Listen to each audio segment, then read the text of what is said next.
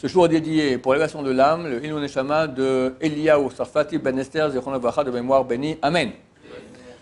On va parler ici du Erev Rav. Chose très actuelle ici maintenant en Israël. Qu'est-ce que c'est que le Erev Rav? Littéralement, grand mélange. C'est écrit dans la Torah au début de Shemot, lorsque les Israël sortent d'Égypte. Le Erev Rav Yatsa Itam. Un grand mélange est sorti avec eux. Rachid dit sur place, des Égyptiens qui ont voulu se convertir comme ça rapidos, et sont sortis avec le peuple d'Israël. La vérité, Dieu n'a pas dit à Moshe Rabbeinu de les accepter. À Moshe Rabbeinu, de son propre chef, à accepter ces gens-là. Se dit qu'il y a encore plus de gens qui vont recevoir comme ça le message de Dieu. C'est bien.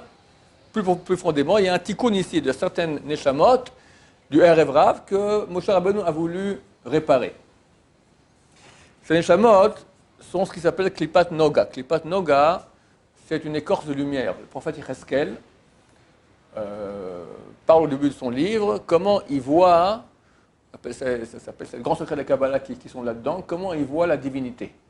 On dit qu'il voit une tempête, un brouillard, un feu, une lumière, au-dedans de la lumière, il voit le trône de gloire. Le trône de gloire, c'est la sainteté.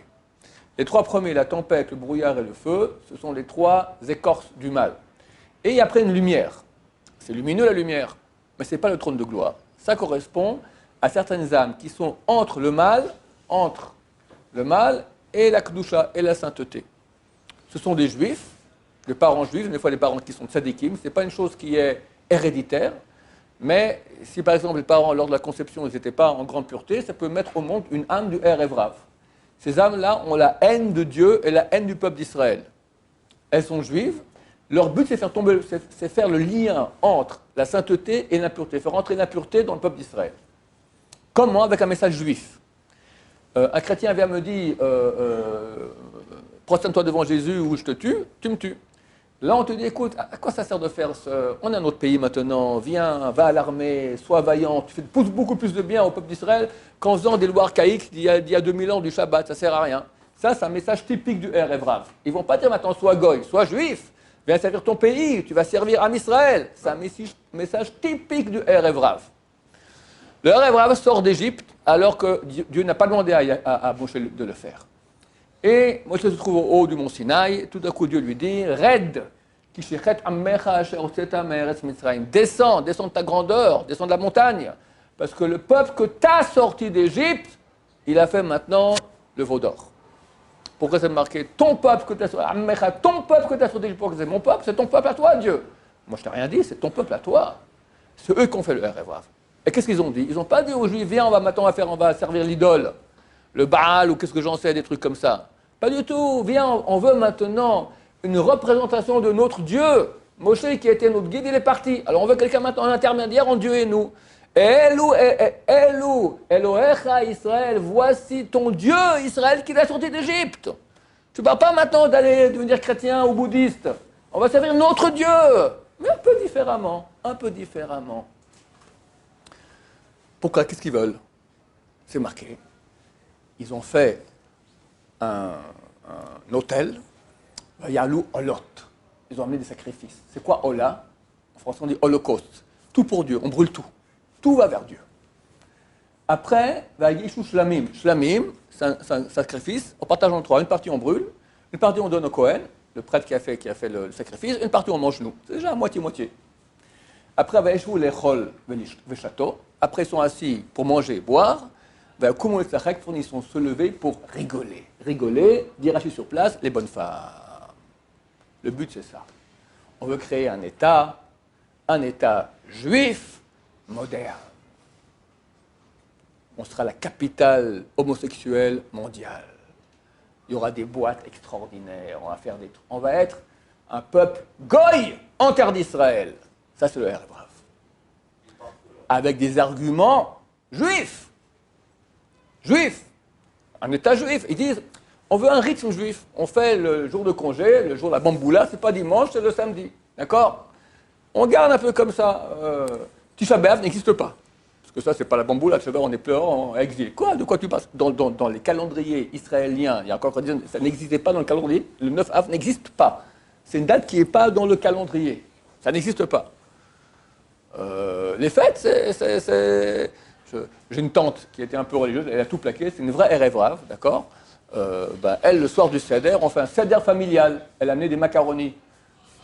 Tu comprends Ça, c'est voilà. Mais on fait le Seder familial. C'est l'occasion de se voir ensemble. On est sorti d'Égypte, on mange des macaronis. D'accord. Ça, c'est Erev Rav. Le Zohar HaKadosh, il dit que la fin des temps, avant que Mashiach se dévoile, le Erev Rav, il sera très, très, très nombreux. Mais là, il est très, très nombreux, mais il ne passe pas. Il y a Baruch Hashem, il y a plus de bons juifs en Israël que de Erev Rav. Mais ils n'en peuvent plus. Alors, qu'est-ce qu'ils font? Ils s'allient avec les Arabes. Ça, c'est typique Erev Rav. D'accord? Venez, vous allez nous aider comme ça, on va foutre dehors les mauvais juifs. C'est quoi? Les fous qui veulent un pays juif. On va faire juif comme nous on veut, Goy. Maintenant, le Zohar HaKadosh, il dit qu'il y a 5 types de Erev Rav. N'ayez pas peur, parce que quand je cite les 5 types, chacun croit que c'est lui, d'accord? Parce qu'en fait, c'est des défauts qui sont présents chez chacun de nous. Le Zohar HaKadosh donne un moyen mnémotechnique de se rappeler des 5 types. Nega, Ra, c'est le zit initial. Nun, Gimel, Ain, Nega, Ra, une mauvaise plaie. Nun, Nephilim. C'est quoi les Néphilim? Ce sont les anges qui ont dit à Dieu, pourquoi tu as créé l'homme? Ne crée pas l'homme, il va faire des péchés. Dieu a créé. Après, quand l'homme a commencé à pécher, ils ont dit à Dieu, regarde, tu vois, on avait raison. Gonflé, comme ça il parle à Dieu. Il dit, bon, on va vous voir, vous, à l'œuvre. Vous n'avez pas Yetzirah, eux ont Yetzirah. Ouais, mais quand même, c'est pas une bonne raison. Bon, on va te voir à l'œuvre. Ils descendent, les anges dans ce monde-là, ce sont des anges déchus. Ils leur donnent un Yetzirah, ils sont devenus des pires débauchés sexuels de l'histoire. D'accord? Ils ont enseigné tout le monde à faire comme ça. Ça fait la débauche totale. Néphilim, les débauchés sexuels. Première sorte de Erev Rav. Gimel, Giborim, Anshechem. Des gens vaillants qui ont un nom. C'est quoi? Le Zohar, des gens qui ont des grandes barbes, des grands chapeaux, des grands rabbins, qui font tout pour leur nom. Des grands riches, super religieux, ils mettent leur nom comme ça en grand, qu'on voit partout. Moi je, moi je, moi je, moi je, moi je. Erev Rav. Religieux! Erev Rav. Nega Ain, Annakim le gargarotecha. Annakim, des colliers à ta gorge. C'est quoi Anak, un collier? Pourquoi on l'appelle? C'est quoi aussi en hébreu Anak? Un géant. Un géant. Où est le rapport entre un collier et un géant? Alors, dit Chazal, un géant, quand tu le regardes comme ça, tu vois que le soleil, il est ça en pendentif sur sa gorge. Tu regardes de bas en haut, tu as le soleil derrière comme ça, c'est comme s'il porte le soleil en pendentif. Donc, un collier, c'est un géant. C'est pour ça que c'est le même terme. Maintenant, c'est écrit à propos des Talmidei Chachamim qu'eux, ils doivent être comme des colliers. Un collier, il faut le garder à l'intérieur. Et de temps en temps, quand on sort, on met à l'extérieur. D'accord? S'il reste à la maison sans cesse, le Talmid Chacham, il n'aide pas le peuple, c'est pas bien. S'il s'occupe du peuple toute la journée, il va devenir un amaret, un ignare. Donc il faut qu'il étudie beaucoup de Torah, reste à la maison. De temps en temps, on sort le collier, de temps en temps, il sort lui aussi pour le peuple. Un Talmid Chacham t'appelait Anak, t'appelait un collier. D'accord?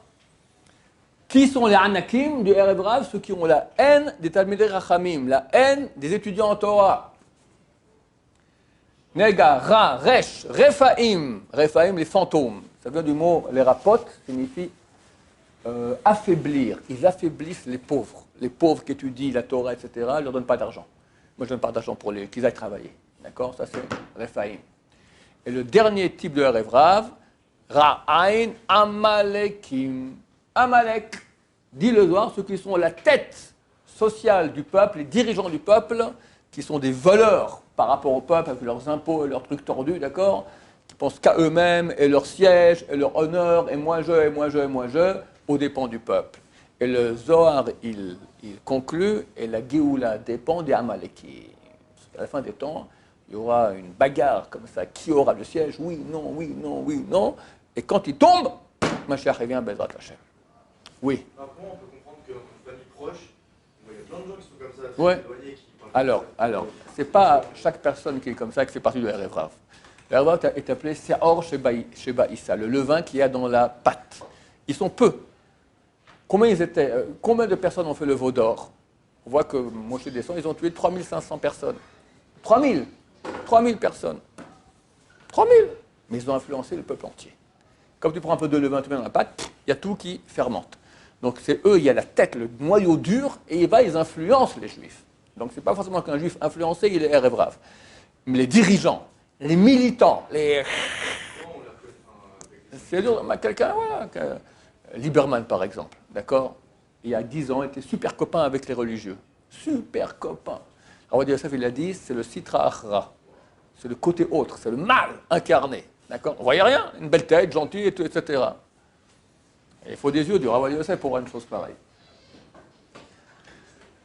Maintenant, comment on peut vaincre le rêve rave? C'est marqué, la clé numéro 1 s'appelle comme ça, parce que par rapport à Abraham, il y a Abraham, Yitzhak et Yaakov.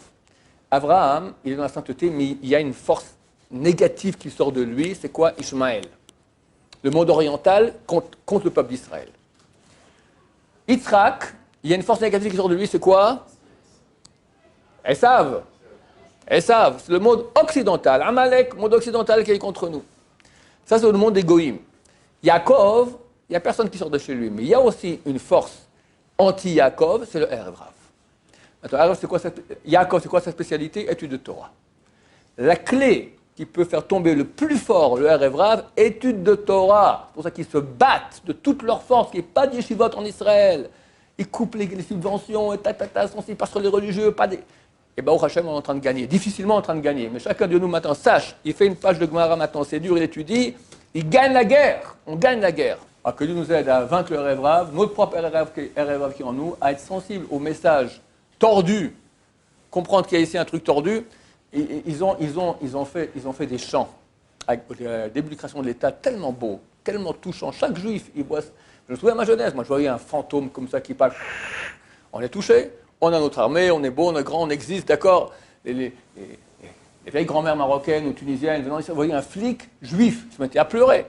Le flic, toujours, il était arabe, d'accord, ou allemand, d'accord. Maintenant, de côté, un flic juif, extraordinaire, d'accord, on a notre pays. Alors, ils ont fait une chanson, la Tikva. La Tikva, qu'est-ce qu'elle dit à la fin? Liot choshi be'artzenu eretz Zion Yerushalayim, comme c'est beau. Être libre dans nos terres, la terre de Sion, Yerushalayim. Eretz Sion, terre de Sion, Yerushalayim. Chaque juif, un juif normal, Yerushalayim, terre de Sion, il est sensibilisé. L'autre, chofshi, être libre. Mais d'où vient ce mot chofshi? Il y a dans les écrits de la Bible, c'est marqué chofshi mina mitzvot. Une fois qu'on est mort, chofshi, tu es libre des mitzvot. Il va être chofshi des mitzvot. D'être sur nos terres, libre des mitzvot. Eretz Israël, Yerushalayim, tu mélanges la Kedusha, la sainteté, tu fais un mélange comme ça, viens en Israël, tu seras un bon juif en allant à l'armée, et voilà, et surtout pas être religieux, haïr les religieux, c'est la mitzvah du moment. Que Dieu nous sauve de ces gens-là et leur fasse faire tchouva. Baruch Adonai, l'olam, amen, amen.